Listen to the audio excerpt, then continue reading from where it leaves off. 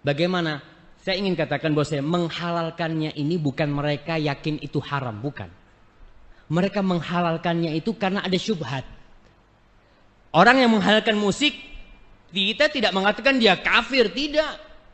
Karena dia menghalalkannya menurut dia, ini hadisnya masih lemah.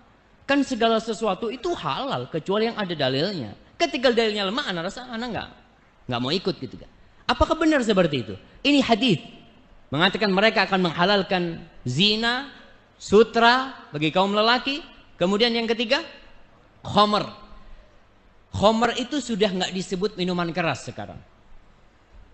Di Arab itu disebut namanya al-mashrubat ar-ruhaniyah. Minuman rohani. Itu orang kalau minum, ente minum apa ini? Minuman rohani, biar ente tenang gitu kan. Orang kan, oh coba gitu kan, na'udzubillah, na'udzubillah. Itu orang menghalalkan itu. Dan yang keempat, wal ma'azifa. Ma'azif itu jam'u mi'zaf. Jamak dari mi'zaf. Mi'zaf itu artinya alat musik. Subhanallah. Dan ini salah satu jawami'ul kalim yang diberi Rasul SAW. Beliau mengucapkan kata-kata yang ringkas, tapi maknanya luas sekali. Beliau tidak mengatakan yang haram itu gendang, yang haram itu tombur, yang haram itu piano, enggak. Ma'azif. Karena memang banyak alat-alat musik yang tidak ada di masa Rasul SAW. Yang terdiri selanjutnya, Ustaz, hadisnya ini katanya Ibnu Hazm dhaif, sama palsu. Enggak palsu kalau hadis ini. Ibnu Hazm mengatakan hadisnya mu'allaq. Mu'allaq itu yang tidak disebut perawinya. Bukhari menyebutkannya dalam sahihnya, tapi dia tidak menyebutkannya secara musnad. Sanadnya lengkap, enggak. Ada yang terputus. Oke, Imam Bukhari menyebutkan itu dengan sighatul jazm. Yang pasti dia meriwayatkan hadis itu. Dan kemudian kalau dikatakan putus, oke. Imam Bukhari tidak menyambungnya. Tapi ulama hadis bukan hanya Imam Bukhari. Perawi-perawi hadis itu banyak sekali. Imam-imam itu. Oleh karena itu Ibnu Hajar al-Asqalani yang bermadhab Syafi'i, dia menyambungkan sampai dari 9 jalur. Hadis itu bersambung sampai Rasul SAW. Dan terbukti hadis ini diterima oleh ulama-ulama madhab yang 4. Dijadikan itu sebagai patokan. Kenapa mereka berpendapat musik itu haram. Siapa aja yang mensahihkan? Anak kepingin tahu. Kalau antum kepingin tahu nih, anak sebutin ya. Yang pertama mensahihkan Imam Bukhari, dengan dia menyebutkannya dalam kitab Sahih Bukhari. Yang kedua Ibnu Hibban. Ibnu Hibban ini ahli hadis yang mengarang kitab Sahih Ibnu Hibban. Yang kedua Al-Ismaili, dia juga menyusun Mustadrak kalau nggak salah, yang bersambung, hadis-hadis yang bersambung kepada Rasul SAW.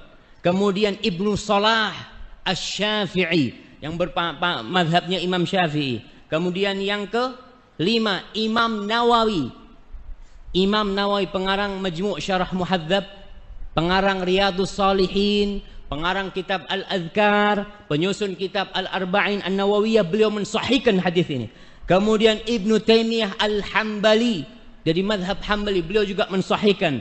Kemudian Ibnul Qayyim Al-Hambali, kemudian Ibnu Katsir Asy-Syafi'i, kemudian Ibnu Hajar Al-Asqalani, kemudian Ibnul Wazir As-San'ani, kemudian As-Sakhawi, pengarang kitab dari hadis, kemudian Al-Amir As-San'ani. Itu ulama-ulama besar dalam ilmu hadis. Dalam ilmu hadis, semuanya mensahihkan hadis tentang musik. Kok nggak diikutin mereka? Kok pada ikut Ibnu Hazm, ulama-ulama sekarang? Kalau kita disuruh milih, maka pilihlah yang ahli. Ibnu Hazm, beliau ahli dalam usul, dalam ilmu usulul fiqh, mereka memang ahli. Bahkan buku-bukunya Al-Ihkam, fi Usulil Ahkam, Al-Muhalla, itu buku-buku tentang usul fiqh, tentang apa ya, pokok-pokok permasalahan fikih. Itu kitab Ibnu Hazm. Beliau mengarang banyak kitab, tapi beliau tidak lebih senior dari Imam Bukhari, tidak lebih senior dari Imam Ahmad, tidak lebih alim dari Al-Asqalani dalam masalah hadis. Antum kalau mau betulin motor antum, jangan berangkat ke tukang jam. Tukang jam, dia pintar Ustaz untuk reparasi. Betul, reparasi apa dulu? Kita tidak, betul dia alim tapi di babnya, di keahliannya. Tapi kalau antum mau betulin motor ya tanyalah paling enggak sama tempat-tempat yang memang khusus.